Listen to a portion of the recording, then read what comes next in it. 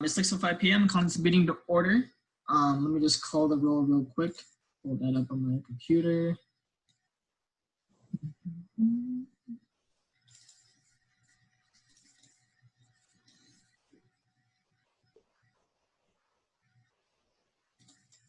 Bear with me a second.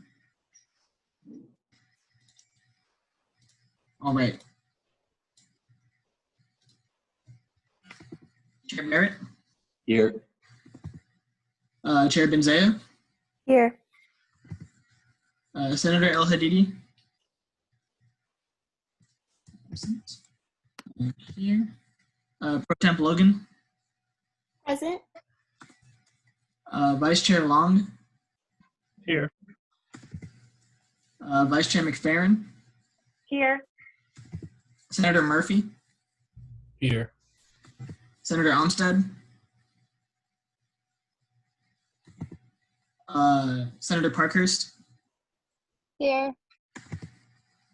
Chair Powell.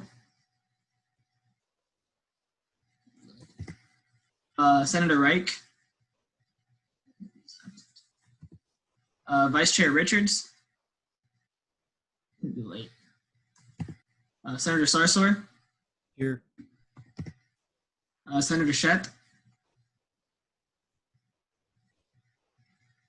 Here. Thank you. Chair Shukla. Here. Nope. Member at Large Smith.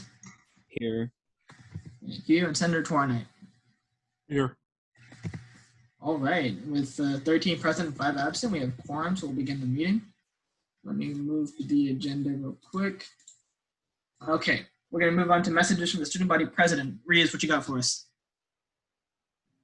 Awesome, appreciate it. I'm going to opt to not turn my camera on because I just had like 20 minutes before or between meetings, and I just went for a run, and my face is as red as a tomato right now. So I'm just gonna do that for myself. So I hope y'all are doing well, and kind of hanging in there with quarantine. I saw Governor Cooper just push back phase 3, so just stay strong.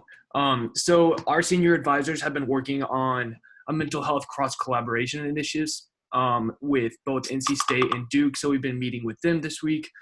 And they're working on webinars with other student organizations like Peers for Progress. And so there should be more updates with that to come in the coming weeks. I'm really excited about that. As you all know, we had our webinar 2 weeks ago. While it was good that we had some questions answered, there are still countless unanswered questions and moving parts. So we're trying to work to get another webinar scheduled sometime in July to help close some of those gaps, because I know students, staff, faculty, families are all still really concerned. We are also working on starting a retention subcommittee under MADO and Academic Affairs that will be interdisciplinary in researching and discussing retention rates and enrollment rates for students of color, specifically Black students throughout North Carolina. And we're looping in both Senate, Keshav and I have discussed a lot about it, as well as Keir Griffith from RHA. So more talks to come. As y'all saw, we had a special Board of Trustees meeting last week and voted to lift the moratorium on renaming campus buildings, which is a great first step. However, that's all it is. It's a first step. We need to do much more. So I'm kind of working on how we can establish guidelines for how they'll go about renaming buildings, but I'm trying to ensure that there's some kind of student input for names so that it's not purely performative, like what happened with Carolina Hall and after being named from Saunders Hall, and I think that was 2015. So right now, I'm not sure what the guidelines look like, but I'm still in talks, and I'm meeting with a few faculty members later on in the week to try to negotiate, or not negotiate, but discuss how we can leverage the student voice and make sure that our voices are being taken into consideration with the Board of Trustees and the administration.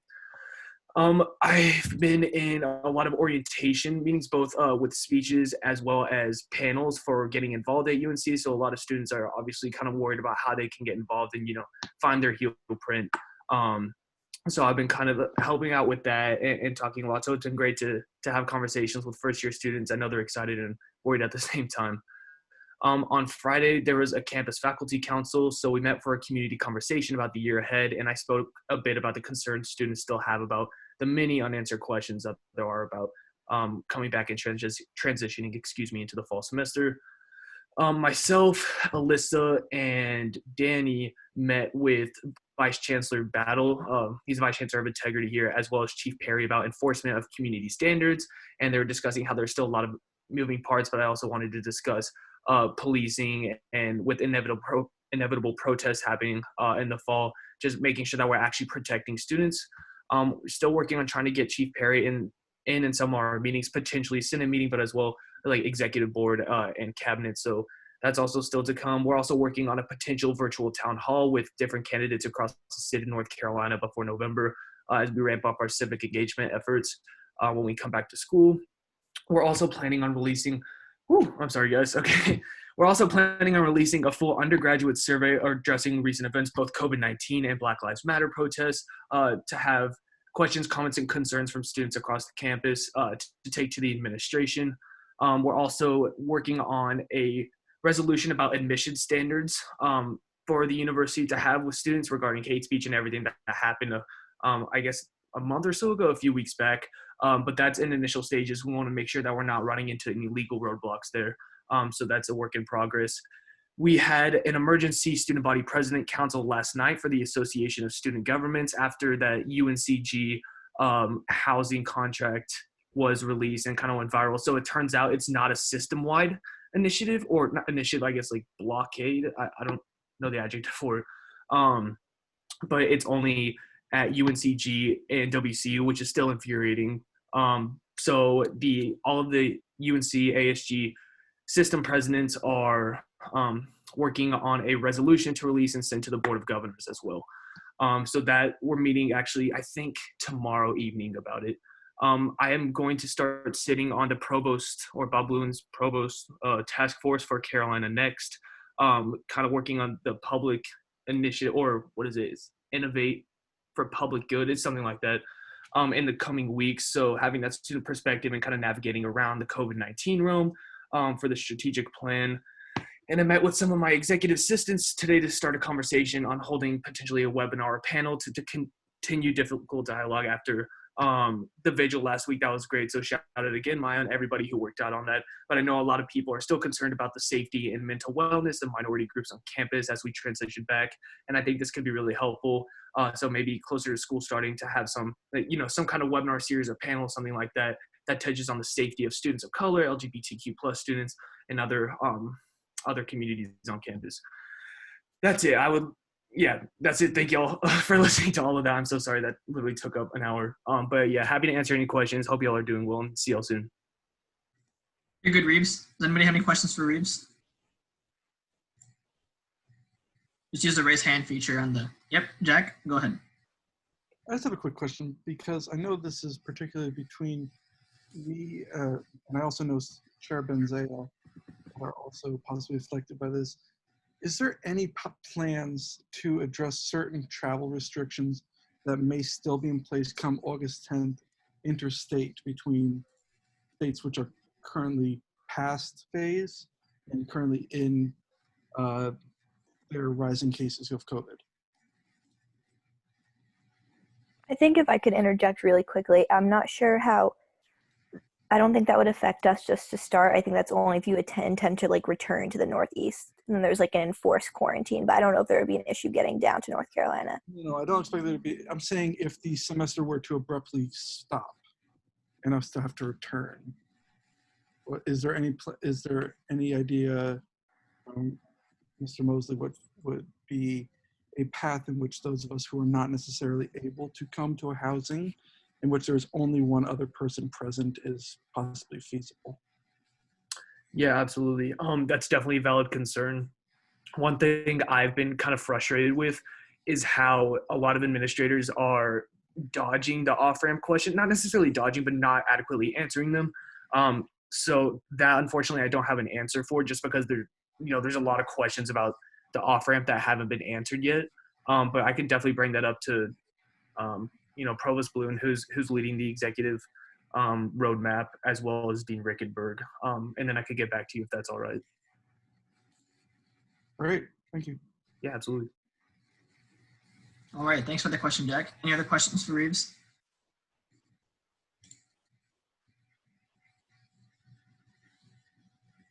All right, seeing none, thank you, Reeves. We'll move on down. Is there a message from Pri, Vice President? Yep, I have a few updates. Try to keep them brief. Hi, everyone. Hope everyone is doing well.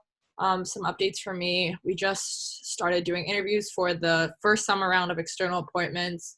That'll be done by the end of this week. Big shout out to anyone on exec branch that has been helping me out. It's been great.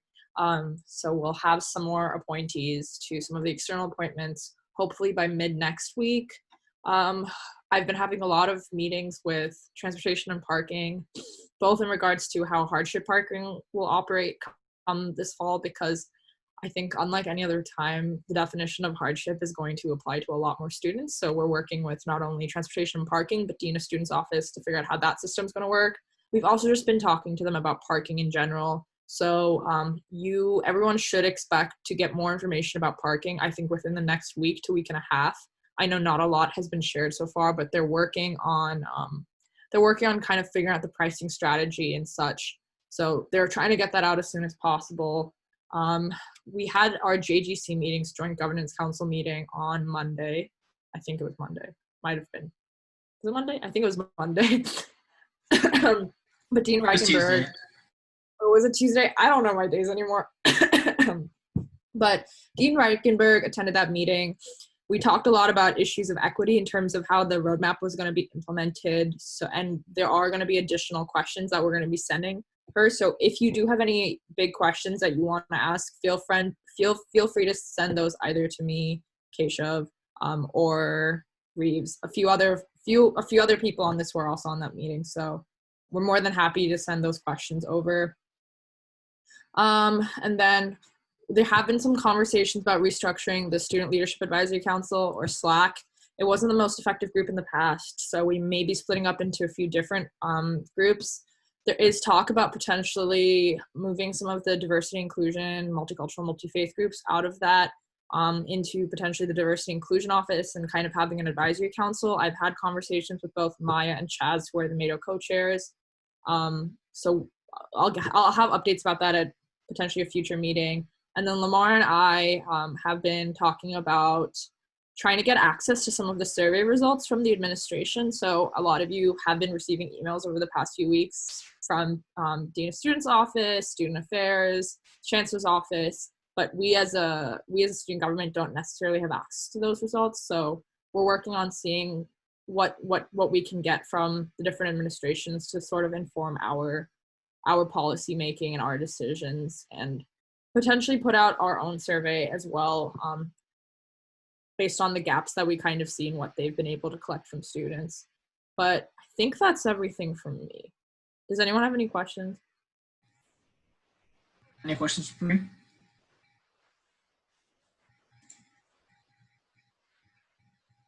All right, seeing none. Thank you, Pri.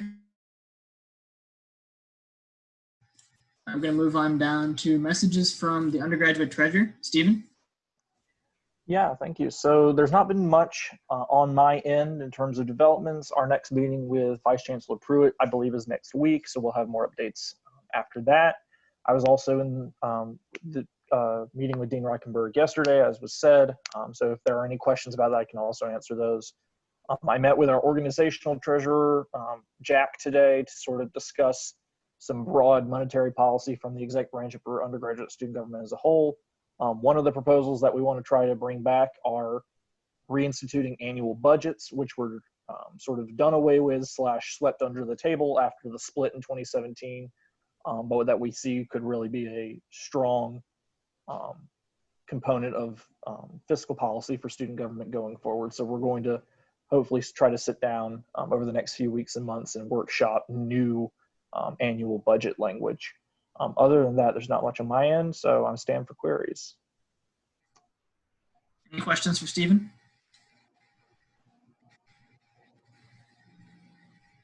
All right, thank you, Stephen. Mm-hmm. Do we have a message from the Director of State External Affairs, Alyssa? Yes. So, hey, y'all. Sorry I had my video off, and it might be a little loud. I was cooking dinner. But I'll start first with my updates from the Downtown Partnership and the Campus and Community Coalition. So the Downtown Partnership in our last meeting voted to extend the area that will be the sidewalk into the street on Franklin Street. basically, it'll just kind of be marked off in the street that the sidewalks will be bigger, and this is to encourage people to still go to Franklin Street and be dining outside, but be socially distant. This will allow restaurants to have more sidewalk seating, and we have a confidential donor who is helping fund this project, and we've had a grant from them before, so that's really awesome that that's not really going to affect the downtown partnerships budget. Our marketing campaign called Experience Chapel Hill has been launched on social media last time I talked to y'all, but now our website has launched, so be sure to check out that website and follow Downtown Chapel Hill on Instagram if you're not already. They've been posting and highlighting businesses during the entirety of COVID, and recently have been highlighting some Black-owned businesses in Chapel Hill with included takeout info, updated hours for COVID, so it's a really great resource. And the town has pushed all of the board renewals for the Chapel Hill Downtown Partnership to the fall rather than at our next meeting. Just kind of for many reasons, but it allows us to have an extended period of time on the renewal process for members. And then other downtown updates are that the Carolina Inn has no plans to reopen at this time in phase 2. And then for the Campus and Community Coalition, we were talking about what is being done by people who work for the town to prepare for students to come back. And their response to these questions were, how are students preparing to come back and be safe in the town? What the campus is doing, and like what UNC is doing working with our off-campus housing department is they're discussing COVID care units, and Dean Reichenberg is leading that discussion, and they'll be talking about where on and off campus there will be distribution sites for masks, hand sanitizers, and information when we get back to campus, which is really good and exciting. And they were all told they shouldn't worry about inventory. So I guess it's an understanding that the campus has ordered an absurd amount of hand sanitizer and masks for students. We talked a little bit about what new guidelines were going to be and how they were going to be communicated to students. And I was told by Jonathan Stalls and the people in the off-campus housing department that what they're planning on doing is having there be a hard onion reset when we come back to campus. So to access your account, you have to change your onion, and to change your onion, you have to read the campus guidelines and acknowledge that you read them. And then the Good Neighbor Initiative, which is the Campus and Community Coalition's big project at the beginning of the year, where they go to students who live off campus, is kind of changing how they're going to be approaching students rather than going door to door, and also talking about specifically for the North Side neighborhood, which is predominantly African American and elderly, discussing with students how they need to be aware of their actions in the neighborhood and how there are different consequences for community members than there may be for students for different things, and that the main messaging needs to be that it's not just about us, for those of us who live off campus.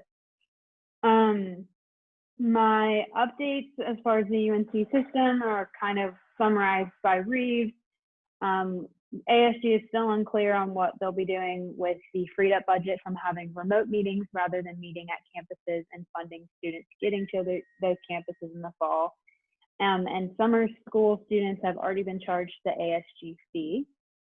And the only other update I have for the Board of Governors, which Reese kind of touched on, is that they have chosen a new president. His name is Peter Hans, and he is coming off of 4 years of experience leading the North Carolina Community College system. Sorry, that was super long. You're good, Alyssa. Any questions for Alyssa? Let's use the raise hand feature. All right, I don't see any. Thank you, Alyssa. Moving down, we have a message from the undergraduate attorney general. Don't think Kate is here, nor is Claudia. Okay. Bobby is also not here. He's tied up elsewhere. So we have no papers addressed to us. Beautiful. Okay, reports of the officers. Drew? Yeah, nothing too exciting from me.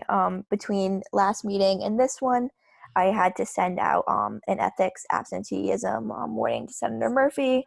have to let y'all know it's in the code, but besides that, nothing. Any questions, feel free to hit me with them. But Sounds good. Any questions for Drew? All right. The report of Elena.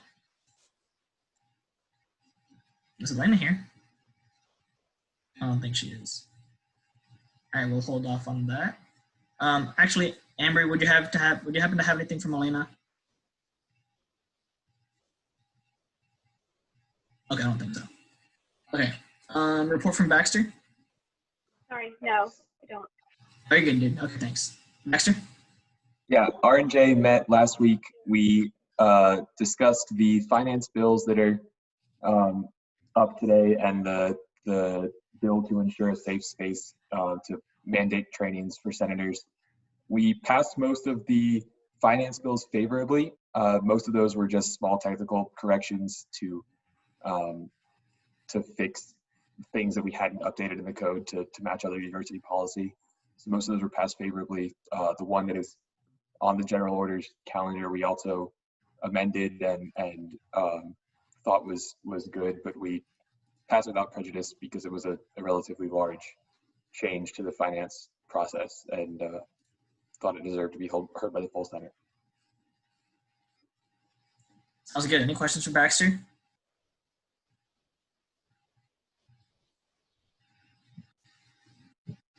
All right, seeing none, we'll move on down the agenda to Ashna.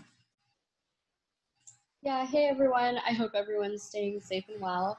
I believe I know we have 5 finance bills coming to y'all today. And it's something that we've been working on for the past month. Other than that, right after, hopefully, they're passing or editing or whatever we do today, we're going to start on the treasurer's test and hopefully have that out by the end of July or by August 1st, so that every organizational treasurer has a chance to take that before we start our funding cycles within the first week of classes. But other than that, nothing else. Sounds good. Any questions for Ashna?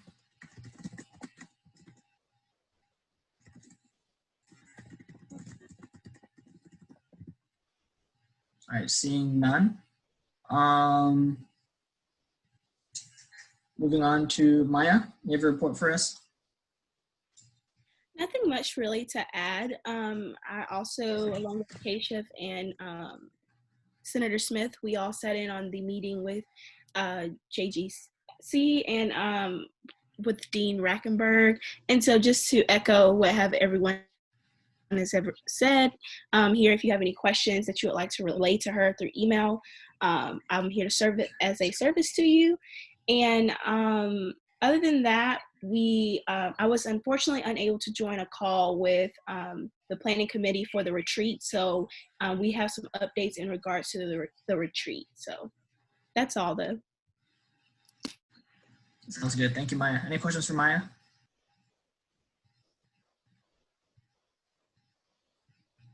All right, we'll move on down to my report. Hey everyone, I hope you're all doing well. Things on my end have been a little quieter than usual. Took a bit of a semi-hiatus last week for personal reasons. I just want to use that to kind of emphasize the point that I really want to make sure that you're all taking care of your own mental health over quarantine and as we approach the beginning of the semester. I know there's a lot of stuff going on right now, a lot of uncertainty. But if you feel like you need a break, whether it be from Senate work or otherwise in your life, or especially from Senate work since we are Senate, feel free to let leadership know. You know, it's never a bad thing. Always take care of yourselves. Put yourself before anything else. So moving on from that, I still kept myself fairly busy. As it was mentioned before, we met with JGC yesterday where we heard from Dean Rickenberg. There is still a lot of unanswered questions that we won't know for sure about up until we get closer to the semester. But we were reassured that every student will have access to face masks of high quality, hand sanitizers through things that they haven't quite named yet, but they'll essentially be like little knee care kits. We asked her several other questions that I think she'll bring up with faculty and staff, and then once they have more solid answers, we'll get back to us on, but we're gonna keep pestering them. Yeah, and as was mentioned before, if you have any questions you'd like to ask Dean Rickenberg or anyone else, please let us know so that we can send an email to them, or feel free to email them yourselves as senators. Moving on down, Reeves and I met with NC State Senate student government leaders today, and we were discussing the initiatives that UNC is up to, what they're up to, kind of comparing what we're working on, seeing if we can work on some stuff together. We highlighted 2 areas that we could potentially work on together. One being the recent Title IX changes made by the Trump administration. We wanted to ensure that while some of the requirements have been loosened, we wanted to ensure that our respective universities continue to maintain, if not raise, the standards required for hearing certain cases and things of that nature, so that our floor doesn't lower and our ceiling doesn't raise, even though the floor has been lowered nationally due to those requirements. In addition to that, we threw around the idea of petitioning local government, like in the Wake County, Orange County level, to really look at policing reform and use like our leverage as universities to look at that. And so very, very initial conversations. We just had the conversation today, but I'll let you all know as that situation progresses. Moving on from that, I finished all but 2 of the one-on-ones. Thank you for everyone who signed up for one, and for the 2 remaining, we'll just finish those during fall. It'll be most convenient for us to do that. Reeves and I met with Kira Griffith last week, the president of RHA, to discuss the recent issues concerning the Black Lives Matter movement. As Reeves mentioned, we're looking into forming a retention subcommittee. What that means is we're looking to examine why there's a disproportionate representation of Black students here at UNC in comparison with the Black population in North Carolina, seeing where along the admissions process we are failing those students in that community, whether it's from the moment they hear about UNC to the moment they apply to when they get accepted or rejected or when they get their financial aid package. So we want to really take a deeper look at those issues and see what we can do to service that community. And so that'll be a conversation that's also ongoing. In addition to that, Reeves also mentioned the resolution that exec branch is working with us on regarding admission standards at UNC to ensure that that each applicant is looked at in the lens of how committed to our diversity statement they are, and how they resemble that, how they best represent that statement in light of recent events. So that's the external stuff. Internally, looking at what leadership has been up to. As was mentioned, we finalized our plan for the retreat. Because we'll be combining it with one of our trainings, a racial bias training.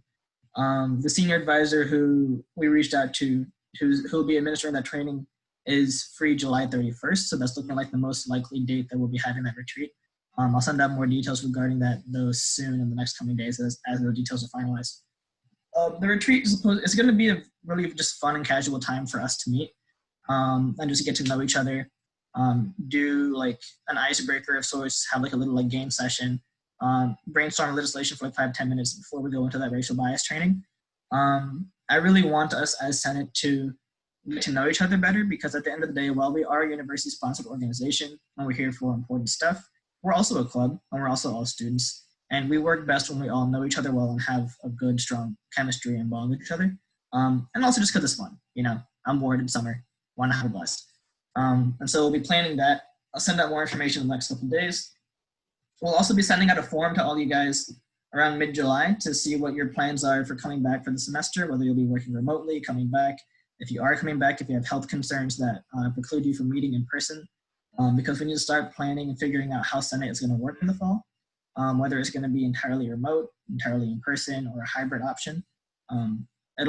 I'll just say it right out. It'll most likely be a hybrid option as of right now, but again, that depends on all your responses and all your comfort levels with that, and what the situation looks like come the fall semester. So stay tuned for that. Moving on down, we'll be having a special election in August. The date for that is not yet confirmed, as we're not entirely sure who's on the BOE yet. So that's kind of up in the air, but Reeves and I will be in contact about that and give you all a date when we determine one.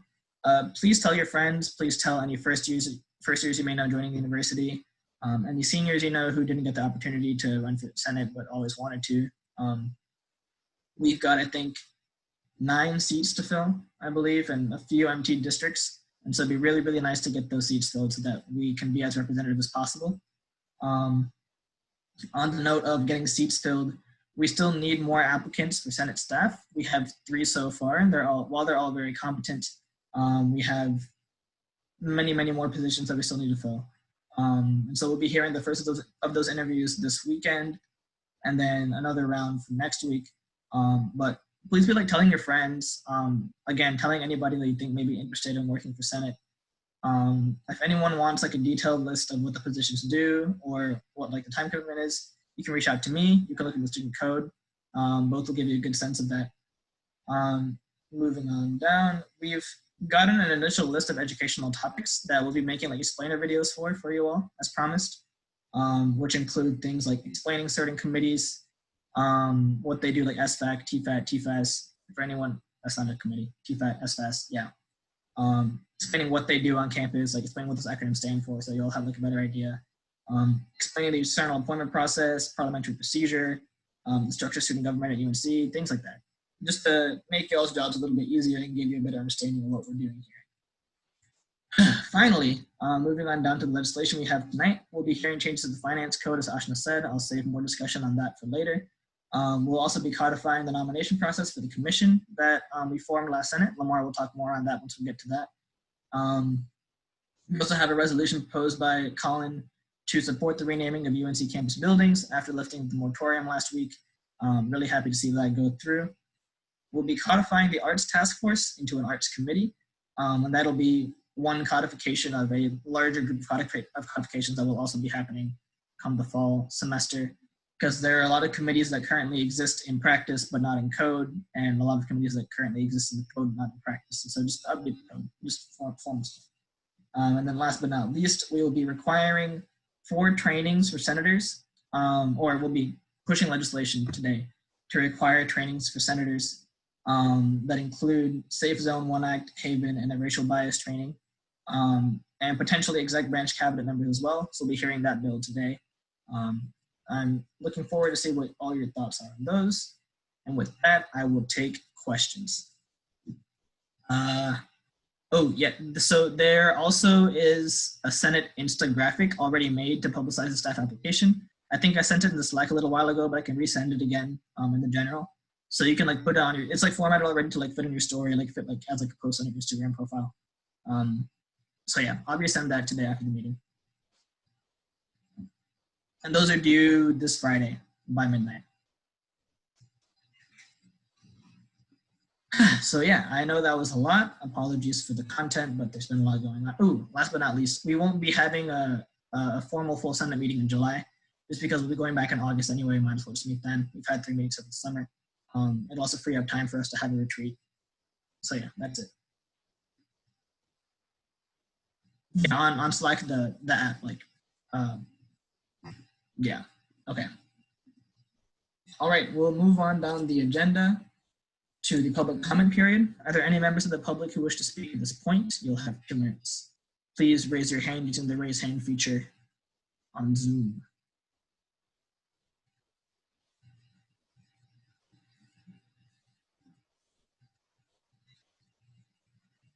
All right, I don't see anyone raising their hands. Pri makes a very good point though in the chat. Please reach out to the wellness coaching. They're great people. Wonderful to work with. Yeah, okay. Let's move on down to the consent calendar. I hope you've all had the chance to read the bills on the consent calendar today. Ashna, if you want to briefly just give a 1-minute thing of some of the changes. Yeah, so for the bill specifically on the consent calendar, they're very minor changes, whether that be clarification, like extending what exactly a student organization is, not just a registered student organization, but also a university-sponsored organizations like Senate and exec branch, essentially student government as a whole, and just a couple of inaccuracies, so committees that the finance chair does not sit on anymore and things like that just needed updating within the code, along with making some changes to the funding process so that it's more accessible to student groups on campus. Beautiful. I'll give everyone 2 minutes to skim through the stuff in the consent calendar. A bill on a consent calendar can be removed from the consent calendar and placed in general orders at any point before we pass the calendar. And so if within the next 2 minutes anyone would like to remove a bill, please put it in the chat. After those 2 minutes are up, I'll hear a motion on the consent calendar. So at 6:42, if someone would like to make a motion, it'll be welcome.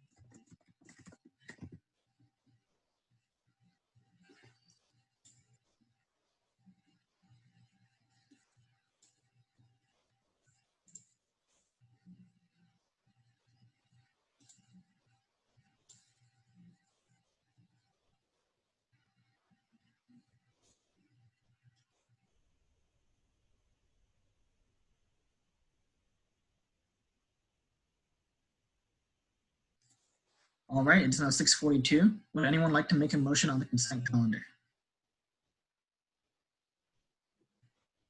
Move to pass the consent calendar. So Pass the the bill. motion. There's been a motion to pass the, okay, there's a second, consent. Consent. Opposed? All right, the consent calendar has been passed.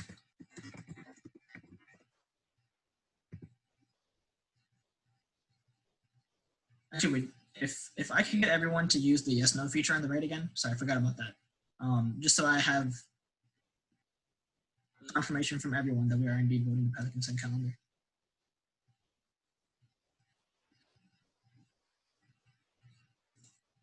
Perfect. Okay, there we go.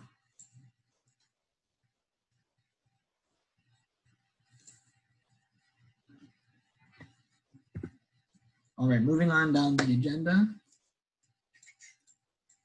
We have our concurrent resolution in support of renaming UNC campus buildings. I will share my screen so you all can see it and give the floor to Colin so he can walk you through it. Colin? Thank you, Keshav. I'll give him a second so you all can see it before I start to go through it. I think I'm not going to read it verbatim, but I'm going to contextualize some of the thoughts that I had when writing it and kind of the position that we're coming from right now. So I'll give it a second. Yeah, you should all also have access to it so you can read it on your own, on your laptop.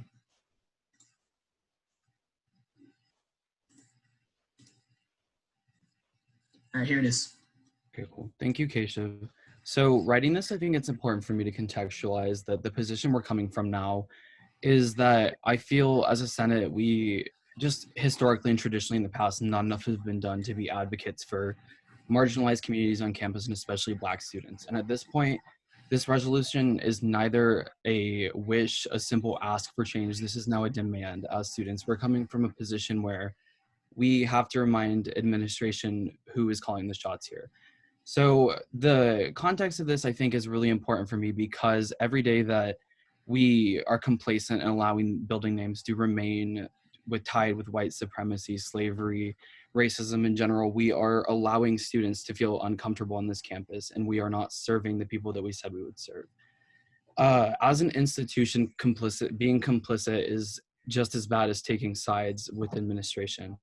And I think now more than ever, it's important for us to use our positions of privilege and really stand with who we say we represent and stand with the people who need to be represented. It's time for us to listen to Black student activists. It's time for us to give them a platform, and it's time to uplift their voices when they're so often silenced by society, the world, and especially our university.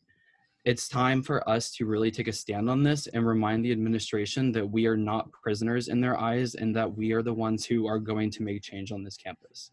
So I just ask that as you all read through this resolution to stand in support with not only the ideas that I had, but the ideas of the Black student activists that inspired this, and especially the work of Rashad Galloway. I have a lot of respect for him, and through my meetings with him, I just really want to credit him for really putting this on the platform that it should be through his petition that I'm sure a lot of you said. Also, I would like really quickly to extend speaking privileges to Lamar. He was a really important piece in writing this with me. You don't need to expend privileges. You can Okay. just go ahead and talk. Sure. Sure. Yeah. I'm gonna So pass it I'll on. just say, of course, I agree with a lot of the content here. Well, all the content that's of course enclosed in the letter. Just want to emphasize a part of this request that Colin wrote about the administration and board of trustees being willing to work alongside the commission on history, race, and the way forward, and our new undergraduate commission on campus equality and student equity. And that request is very important because I have a standing meeting with the chancellor and Dr. Patricia Parker and Amy Hertel, Dr. Patricia Parker being one of the co-chairs for that commission each week. And I have continuously stressed to them the importance of including students' input on the renaming of the buildings and what those metrics would look like on the forefront and on the front end of this, because we don't want them to present another list of names that students haven't seen, students haven't had time to digest. And by partnering with the student commission, they'll have access to over 17 students representing our key and largest marginalized communities on campus that will allow for a very conducive conversation earlier on in the process. So thank you, Colin. First. So that's all that I have to speak on this. I just ask that you all really think about what we're standing for and who we're standing with when we move to vote on this. Thank you, Keshav. No problem. Are there any questions for Colin?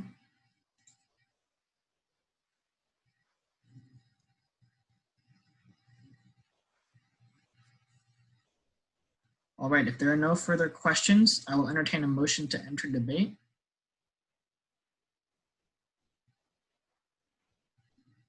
Or just any motion. I'll make a motion to enter debate. It's been a motion to enter debate. Is there a second? Second. All right, all in favor, please hit a big thumbs up, or sorry, check mark.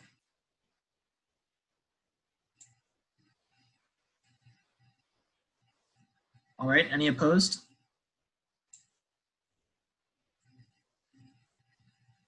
All right, we're now in debate.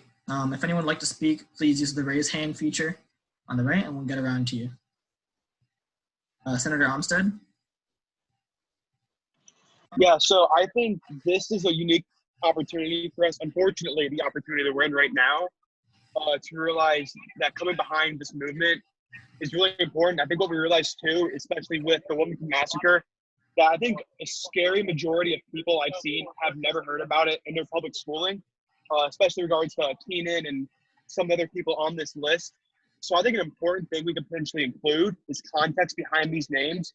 I believe it's around 30 buildings, that's 30 names. I know on first glance, if you Google a lot of these people, things won't come up because history has been kind of changed by who's written it.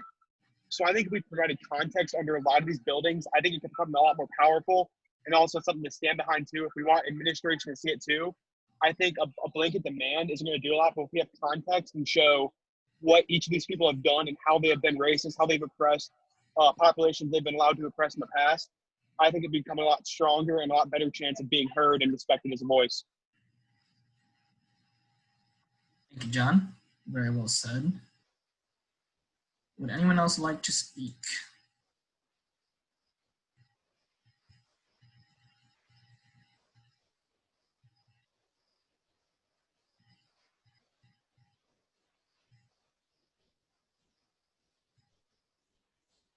Yeah, Maya? Yes, I just want to just further add the importance of doing this in the now. I feel like, of course, lifting the moratorium, it's very important, but also this legislation puts more of a heavier demand on administration. And I don't want us to get, well, not us, the administration to get in a point where they lifted the moratorium, but they're not going to follow through. So I feel like as senators, this will give us the opportunity to not only show that we are called, like we are putting forth a demand, but we are urging them to not just let this go silent. So I am in full agreement with the legislation proposed by Senator Smith, and I was on a call also with Rashad Galloway, in regards to his petition and just learning more of the emphasis of why he did it. Also, further shows that UNC students, not only just students, but alumni support this. So it's very important that we consider passing this legislation on today. Thank you. Thank you, Maya. Colin, go ahead. Yeah, I just really want to echo that sentiment from Maya, so I appreciate that, Speaker Pro Tem Logan. It's even more important now, too, that we not only pass this, but we refuse to allow lifting a moratorium to be the only step. It has been a first step, but to be quite frank about it, the bar was on the floor to do that. So this is really us taking a stance and showing that we're no longer going to allow the university administration to make these decisions without our input, and that we are the forces of change here. So I just really want to have that in our thought process, that this isn't by no means like a praise for lifting a moratorium, when at baseline that should have been done in the first place, and we have more steps to take, and that we will continue to push for these steps. Really agreed. Thank you, Colin. If anyone else wants to speak, go ahead and raise your hand. Yeah, Jay, go ahead. Yeah, I just wanted to say that I was thinking reading that statement, it's something that could go along with the commission that we talked about last week, in diversity and inclusion. And it's something that could kind of directly be worked in with the role of that commission, in coming up with ways to build partnerships and build efforts and motivations of change. Like Colin said, like the more people we get behind this, alumni, professors even, the more power the commission will have, and the more power we'll have in being able to change the names of the buildings and really pressure the administrators and I guess the people who hold the power in actually being able to physically change the name of these buildings. So I feel like that's something that should be looked at or maybe advocated for. You kind of broke up there a little bit, Jay, but were you calling for the addition of faculty and professors for the commission that we formed last Senate? I was calling for basically for the commission to make this a central part of I guess the commission's forces and ideas, like coming up with ways to build partnerships with professors. We could add professors to the commission if that need be a necessary step, but also just kind of like Colin said, getting everyone on the same page and really pressuring, and the commission could play like a significant role in doing that. Gotcha. Okay. All good points, all good ideas. We'll also hear motions for amendments, for passing the resolution, or just. I'd like to make a motion. Yeah, what's the motion? I'd like to make a motion to pass the resolution. All right, there's been a motion to pass the resolution. Is there a second? I'll second. Second. All right. This needs a 2/3 vote to pass, so please keep that in mind. And we'll vote using the yes/no feature on the right. Or sorry, first. Sorry. Are there any objections to the motion itself to pass the resolution? As in, like, would anyone like to continue debate before we go on to the voting procedure?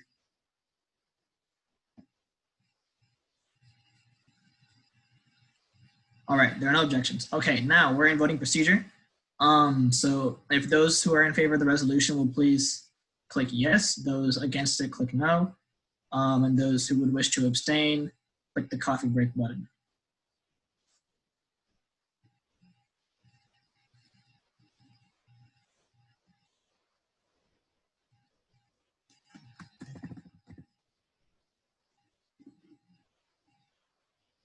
All right, I believe we only have 15 in attendance, so that should be a unanimous vote to pass the resolution.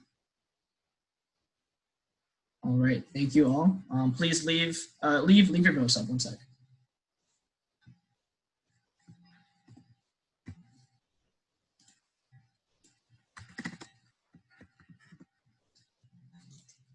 All right. Okay, now you can take your votes down. Just enter these.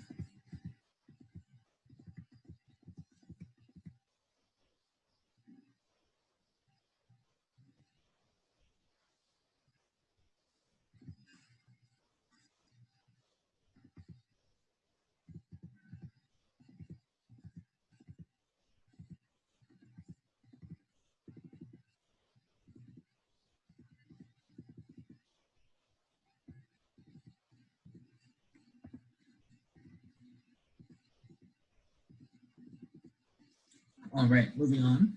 Moving on down the agenda, we now have the general orders calendar coming up.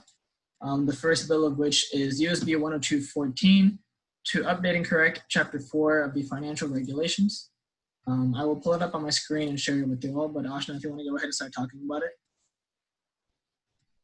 Yeah, okay, so this is Chapter 4 of Title 4 of the Code, and it has a few more changes that are going to affect the student body a little bit more, which is why we're going to put it on this calendar instead of just having it on the consent calendar. And so essentially the first thing we're doing is, this is already mandatory, but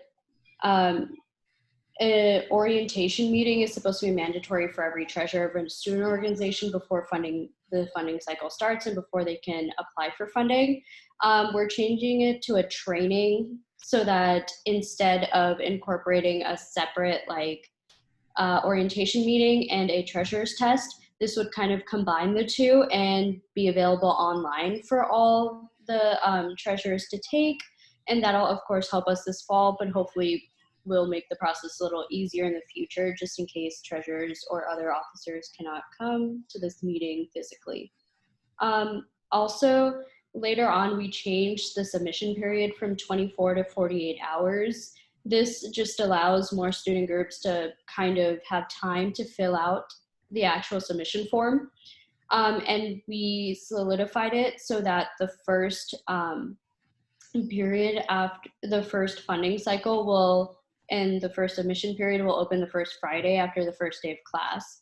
So this is kind of making it standardized so that every year it's the same day, just so student organizations know again. Also, we are trying to streamline everything so that you don't have sub-organizations, which are kind of like committees of a bigger parent organization, apply for separate funding. And instead, sub-organizations are supposed to apply together with their parent, and sort of capping our 2 funding cycles within the semester so that we don't get large requests in both cycles. If I'm going too fast, let me know. But other than that, it's really just changing, now that we have different categories of requests and things like that, organizationally, how I'm going to order them and how we're going to hear them in finance. Great, thank you, Ashna. Have any questions for Ashna?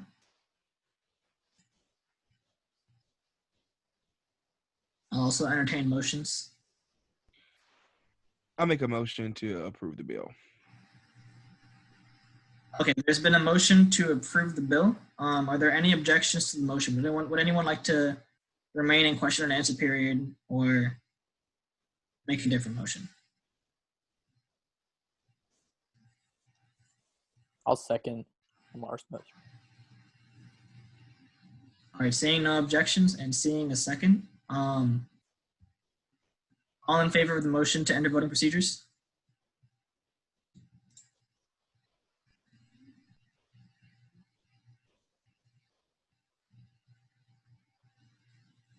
Keep in mind, this is a vote to enter voting procedure, not just to vote on the bill.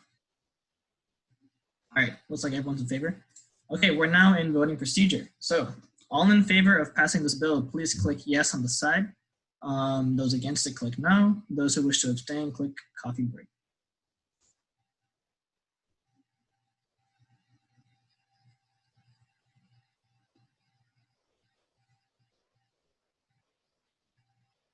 I love unanimous votes. Okay, sounds good. Give me 1 second to enter those votes.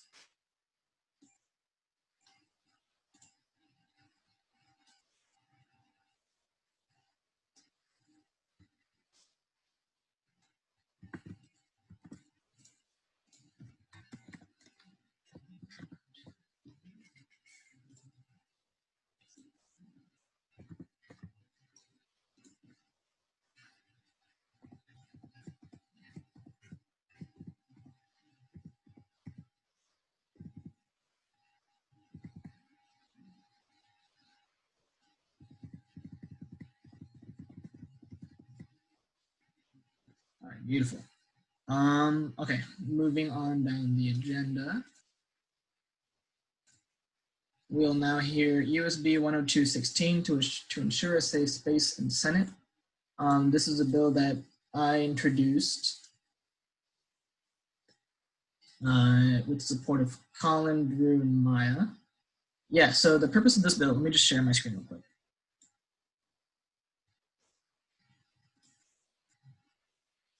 Yeah, okay, so the purpose of this bill is to require all senators to take these trainings so that we can, as leaders on campus, be as much of an ally to marginalized communities on campus as we can, as well as ensuring that Senate itself is a safe space for all of us and anyone who wishes to attend a meeting. I think it's just are also just good as good people to do all these trainings so that we can continue to improve ourselves personally and professionally.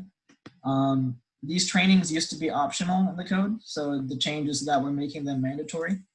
And in addition to these three trainings that were initially outlined, we're adding a racial equity bias training.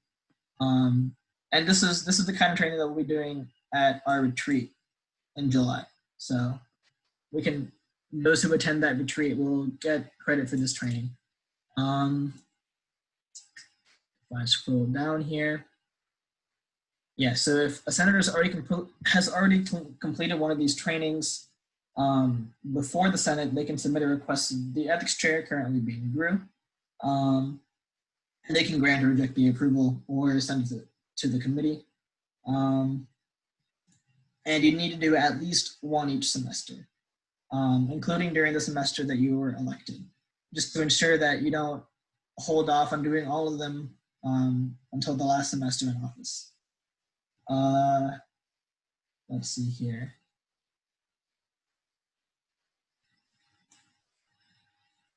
Yeah, if you complete extra trainings, you can get one extra unexcused absence per academic year. So if there are other trainings that you find that you complete, those can count towards an extra unexcused absence. And then this part down here adds the same requirements to cabinet members and execs. So that is all student body officers, in addition to committee co-chairs. So yeah, I stand for questions. Give me 1 second and pull up the participants. Yeah, Jack? Will this be applicable to the summer for doing one of these per term? Applicable to the summer in what sense? Oh, wait, sorry. Is it our term in office when it says term, or is it academic term?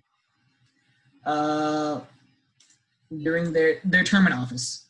Oh, thank you. Mm-hmm.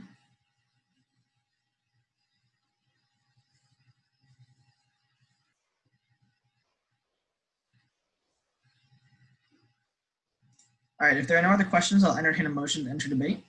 If someone would like to make that motion. Motion to enter debate. Second. There's been a motion to enter debate. There's been a second. All right. All in favor, click the yes on the side.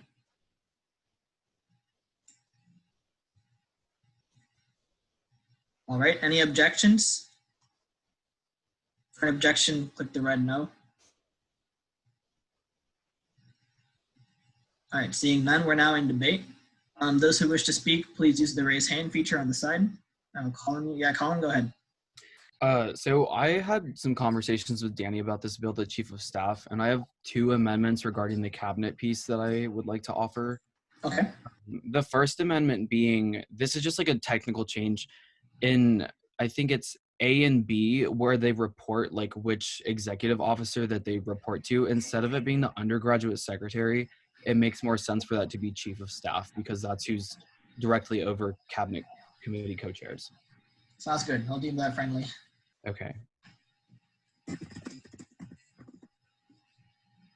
And then the other amendment that I have to offer is, I believe that it's in the piece of C where it talks about completing one of these trainings during the semester they were appointed. That's a little bit, so that requirement would be more difficult for a committee co-chair just because they're appointed in April. So instead of having, like we have February, March, April, May to complete one of these trainings, that would give these students like maybe 3 weeks at max to complete that. So my amendment my amendment was just to offer to scrap that piece from their section of C, just because that is like a hard deadline to ask. By that piece, are you referring to just this part after the comma? Yes. Okay, and then should we change the wording for each academic semester as well? Because technically they'd still be. So the one thing that I could think to, like, if we were to keep that, I think that one should be completed per academic semester too, but that would have to have some kind of language change to where their first training would be completed in their first fall semester in term instead of their first semester, just because of the appointment deadline or the appointment timeline. Gotcha. So I could to.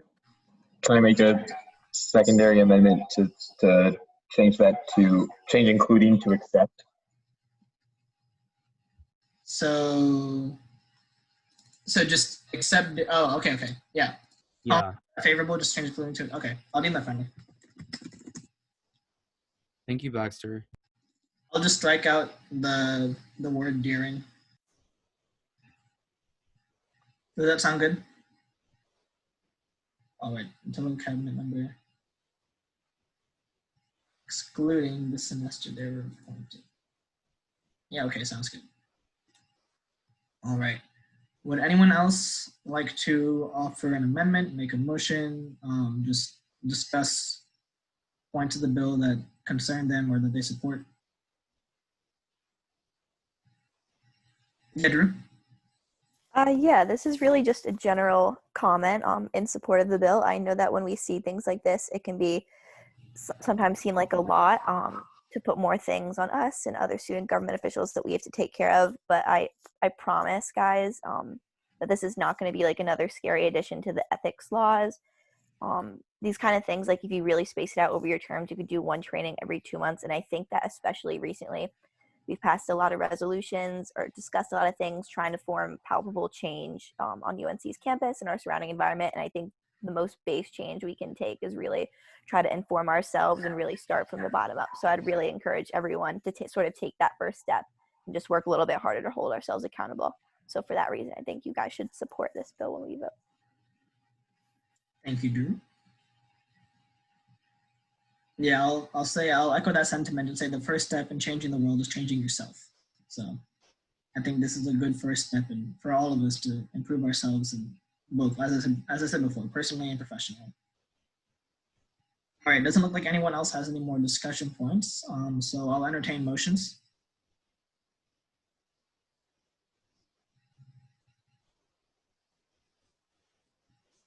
Motion to close debate. So a motion to entertain, a motion for the previous question. Okay. There's been a motion for the previous question. Are there any objections to this motion? Basically, is there anyone who does not wish to enter voting procedure? Please click the red no if that is you.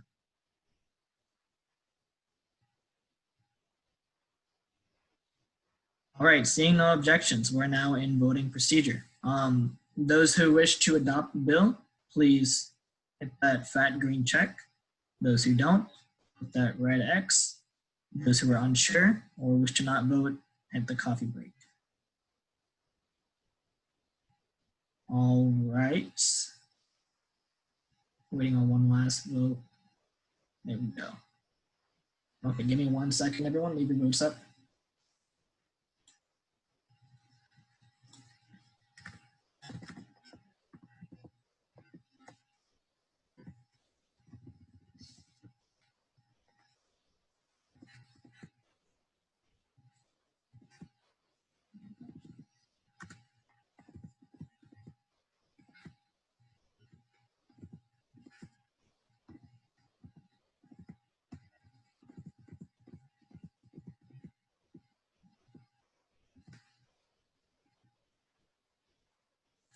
All right, sounds good. You can all take the votes down or I'll just clear it. Okay. Moving on down the agenda. We are now at USB 10217, the Codified Commission on Campus Equality Student Equity Nomination Process. All right, Lamar, you got the floor, man. Okay, so I'll try to make this very brief, and I'm gonna go ahead and just touch on both of the bill, or the resolution and the bill. Oh yeah, both pieces of legislation now. And so I'm also going to give you guys some brief updates about the commission to also touch on something that Jay had said earlier. So currently the commission's about 85%. The membership is about 85% appointed. We're still waiting on the last 3 individuals from external appointments from exec, as well as our diversity officer from undergraduate senate. And after we know those individuals, we'll have a full commission. Our first meeting of the commission is the first official meeting is next Tuesday at 4 p.m. That, of course, is open to anyone. So if you guys do want to come, that is at 4 p.m. And I'll just drop a link to that in the Slack as well. At the first meeting, they will the commission will be working on, of course, their framework, including the One Student, One Voice, One Carolina strategic plan in collaboration with the Office of Diversity and Inclusion. And just a hint on some other things that the commission is like about to walk into that Jay kind of mentioned earlier. So the commission will be entertaining, not at this meeting, but at the July meeting of the commission, we'll be entertaining MOU with the Commission on History, Race, and the Way Forward and the Campus Safety Commission. We will form a collaborative between the 3 commissions to work on community standards and metrics for determining the renaming of buildings and how that will look for all symbols of racism and oppression on the campus. So that is very exciting. I'm looking forward to how it looks. I've been speaking with Dr. Patricia Parker, who is the co-chair of that commission, and she's been very, very vocal about having a lot of student representation in those conversations about renaming and stuff like that. I've also spoken to Keisha about this, but some individuals from faculty governance reached out to connect with the commission and also to connect with student government just about, some of their demands as faculty members, that they're finding that their demands are closely aligning with what a lot of our student demands about, how classes will be offered in the fall and how our students will be held accountable or lack thereof for COVID and community measures on campus. So that's an ongoing conversation. I'll also keep you guys updated on that. But as far as this piece of legislation and the other one, this particular one just codifies our ability to have 2 individuals from the Senate elected to serve on the commission, as well as the diversity and inclusion officer and that commission to a part of their responsibilities. So I'll entertain, of course, any and all questions about this. Thank you, Lamar. Does anybody have any questions for Lamar regarding the bill or the commission? Hold on. There we go.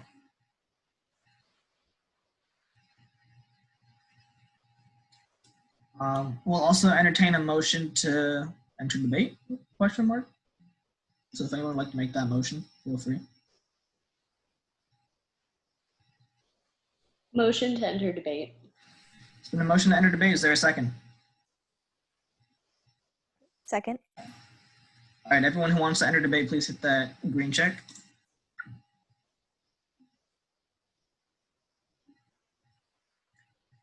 All right, are there any objections? Any objections? Just click the red X. All right, seeing none, we're now in debate. Those who wish to speak, please use the raise hand function on the right.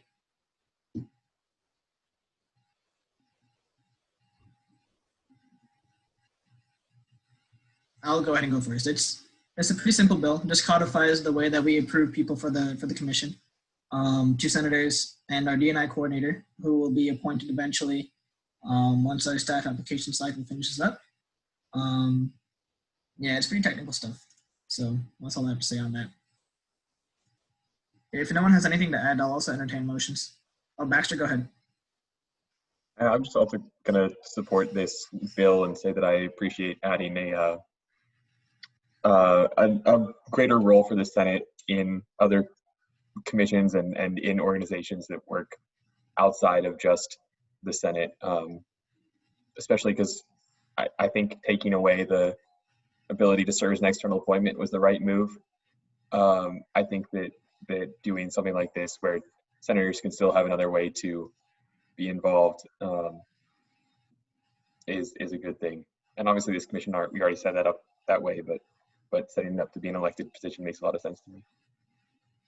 I agree with Baxter. I think it's great that Senate is having a larger role in the external affairs than the university outside of the Senate itself. Would anyone like to raise any other points of discussion or make a motion?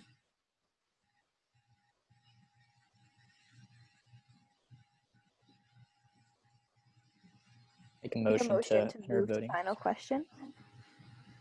It's a motion for the previous question, but yeah. Okay, so there's been a motion for the previous question. Are there any objections to this motion? Does anyone not want to enter voting procedure? If there are any objections, either speak up or hit the red X.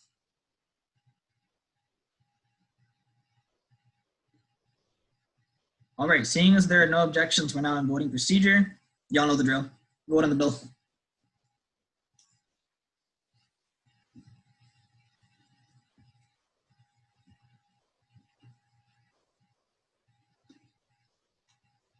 All right, almost done. Sally, if I could get your vote, please. Thank you. Okay, there we go.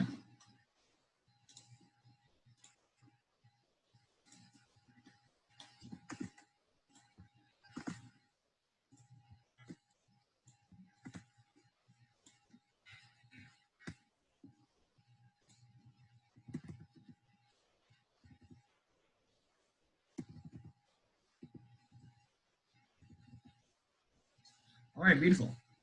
We are going to move on now. Give me 1 second.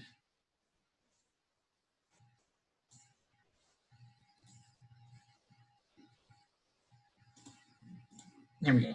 Okay, yeah, moving on to USR 102.18. The same thing, but changing the standing rules to update our nomination process. Lamar, you have the floor again, if you'd like to add on what you said previously. Well, yeah, not much to add on, but just this bill just of course, allows us to nominate, as Keshav has already mentioned, virtually the same nomination process we have for our Senate leadership, as well as Joint Governance Council. So nothing, drastically different, just a technicality that's necessary for us to be able to appoint individuals to the commission. Are there any questions for Lamar? Baxter, go ahead. Do you think we should specify when we conduct these elections? For example, the other Senate elections are part of the agenda for the first meeting of a new session. So should we either put it there or put it somewhere else instead of just having here's how to do it, also have here's when to do it? And I was going to raise that point too. Oh, sorry, go ahead, Lamar. Yeah, well, I agree with that. I not only adding it to this bill, I deem that friendly. If you want to add it, but also there's somewhere in our, and remind me, Keisha, maybe in our code or our standing rules, where we have like the rules and procedures for our first meeting of the session. Yeah, those are in standing rules. Yeah, so what I can do is I can submit a bill for our next meeting to also amend those. I mean, we can just amend it. Baxter, would that be germane? If we actually, wait, hold up. Before we don't need this, is there a motion to enter debate? Oh. So that we can hear this properly? Yeah, I'll make a motion to enter debate. All right, is there a second? Second. Okay, beautiful. Any objections? Okay, we're now in debate. Yeah, Baxter, would it be germane to also amend the first meeting standing rules, like portion of the standing rules, and add it to this bill? I think so. It's just it's part of the question of how we're electing the representatives on this commission. And so I think that if that's the only change we're making to that other section is to add this election, then I think that's fine. All right, sounds good. Lamar, is that friendly to change that portion to reflect? Yes. Okay. Yep. Let me go to the standing rules and make the amendment. Then 1 sec. Does everyone have the bill pulled up? I can share my screen if you give me a minute.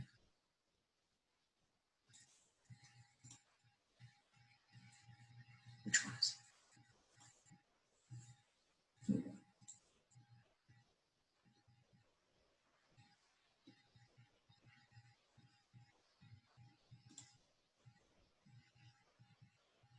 Here.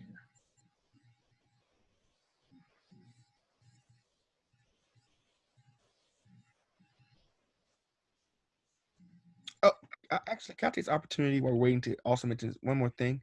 Yeah, go for it. So, this is kind of unrelated, but also related. The chief of staff, Danny, and I were working on our plan to strengthen communications for student government. And one of my suggestions to him was to work on creating a listserv with all of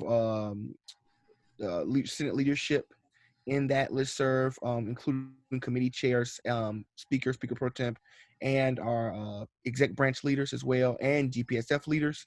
And that has since been created. It has not been tested out yet, so the first email to go into that will be the email about the commission's membership and its first meeting and committee chairs. When you got, committee chairs who are here on the call, when you get that, you can disseminate that to the committee, and I'll also share that in the Slack. But that's another avenue to just be reminded of when the commission's meeting and things, and what the membership and makeup is of the commission. Okay, sounds good. Thanks, Lamar. Also, Lamar, question for the election procedure that you put here in the bill. Is that like basically just the same as what was in place for the JGC member at large? It is. Okay, gotcha. All right, so I've gone ahead and added that portion of standing rules. If you don't mind, Lamar, I'm gonna make some formatting changes. It's gonna highlight all of this so it's clear that it's an addition. Yeah. Okay. There we go. And then, yeah, this doesn't need to be bolded, but that's a minor detail. Okay, we're good. All right, does anybody else have any talking points they'd like to address or motions they'd like to make on this bill? Oh, wait, hold on. I never even changed the first meeting agenda. 1 second. Here.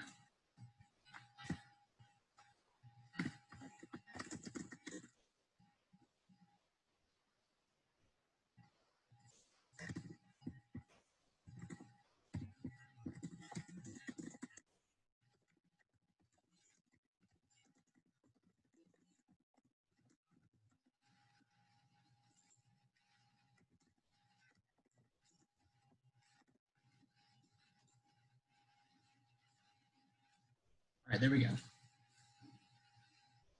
Colin, go ahead. So if this bill passes through, because we're still sitting with provisional appointments to the commission, when will elections for the commission officially happen? That's a good question. Because if I think if we move it into the standing rules as the first meeting of the Senate, does that still give us the leeway to do elections when we need to, whether it be today or? So Baxter, correct me if I'm wrong, but there's also provision in the standing rules that if there's ever a vacancy in one of the elected positions, that it becomes a matter of on the special orders calendar for the immediate next Senate meeting. Is that right? I need to check. Yeah, if you could check that for me, that'd be great. And then if so, would that allow us to then elect people this meeting?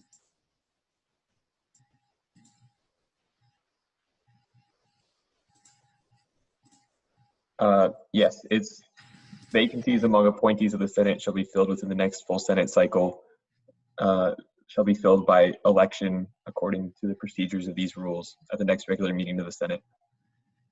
Okay. So since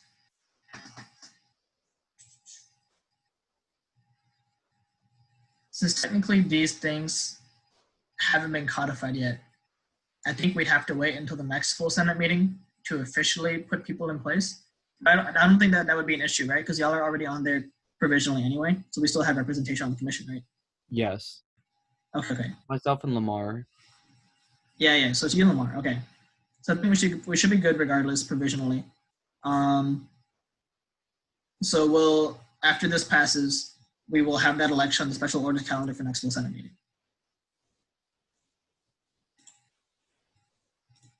All right, are there any other things that people would like to say? Baxter, go ahead. I move to change the word election of the delegation to election of the members to keep it consistent with the other references to the members in the code or in the standing rules. Sorry, what exactly are you referring to?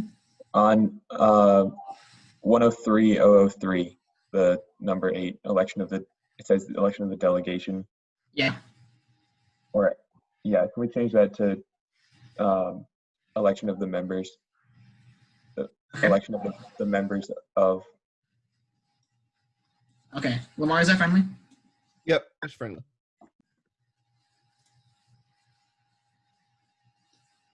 All right, sounds good.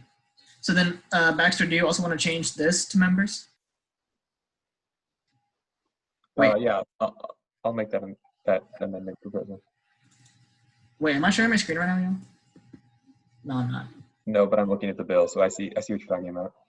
Okay, let me share my screen real quick, just so that you all can start talking, but I forgot that I wasn't. Lamar, is changing this word delegation here to members, is that friendly? It is. All right. Okay. Sounds good. Is there a motion on the floor? I moved the previous question. It's been a motion for the previous question. Is there an objection to Baxter's motion?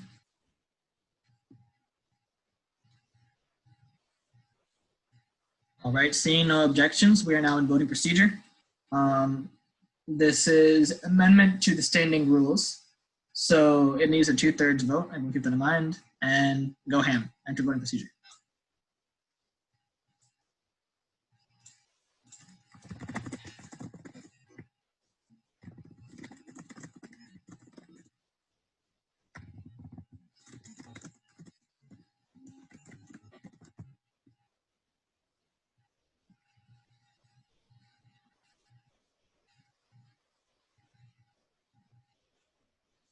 All right, almost everyone's voted. Dalton, can I get your vote, please? There we go, thank you. Okay. Yeah, let me just enter that. Okay.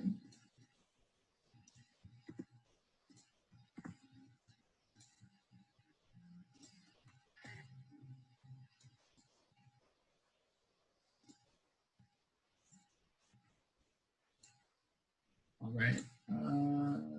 USB.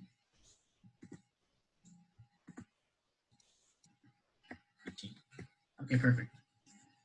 Moving down the agenda, we have our last bill of the night, USB 10219, to codify the Arts Committee. Let me pull it up on my screen real quick and we'll walk you guys through it.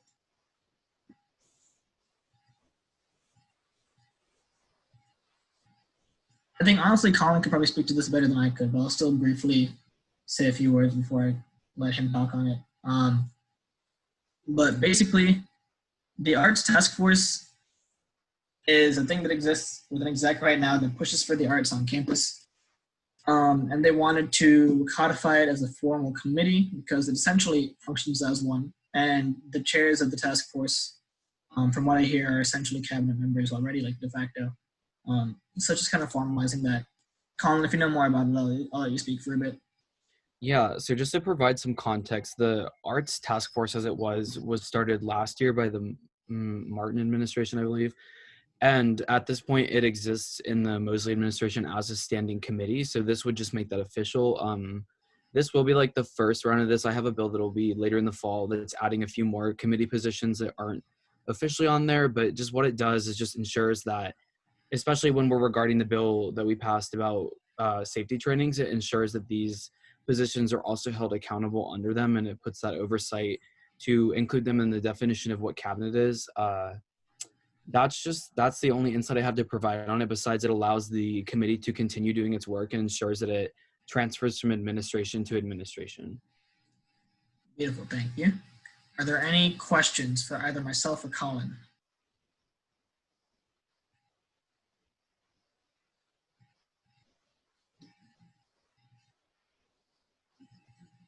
All right, seeing none, are there any motions on the floor? Motion to enter debate. So the motion to enter debate, is there a second? Second. Second. All right, any objections? Seeing none, we're now in debate. Does anybody have anything they'd like to say? Colin, go ahead. I just want to offer an amendment that's a technical correction, and where it has section 119, it says responsibilities of the chair of the affordability committee. Oh, thank you. Good catch. All right, anyone else?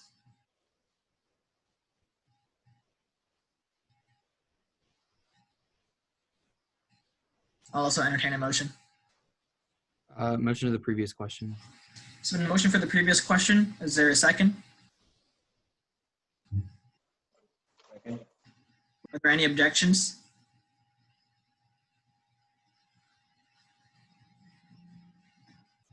All right, seeing no objections, we're now voting procedure. Last bill of the night, y'all. Let's vote.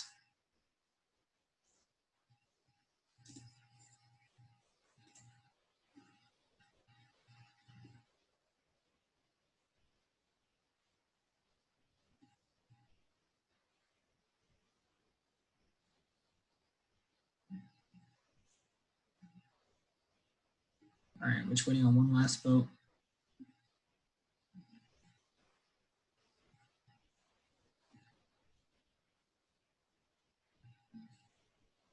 Jay, if you could vote, please. Thank you. All right, sounds good. Give me 1 second.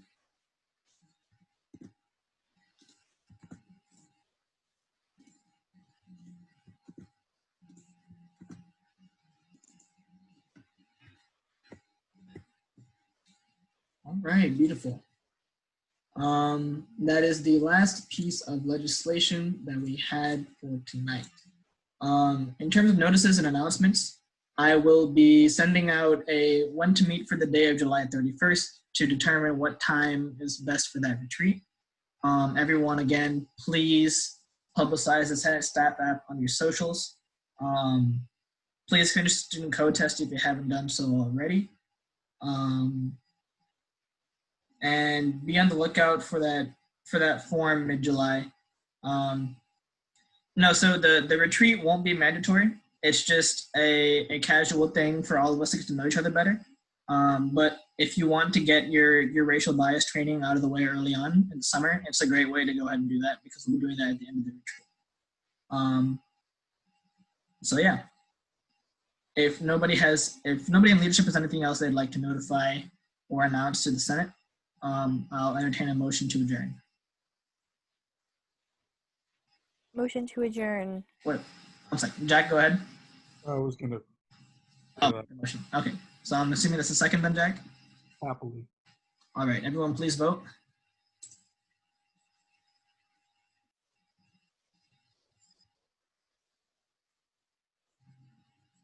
Beautiful. Okay, we're now adjourned. Thank you everyone for coming out tonight, and I will see you all later.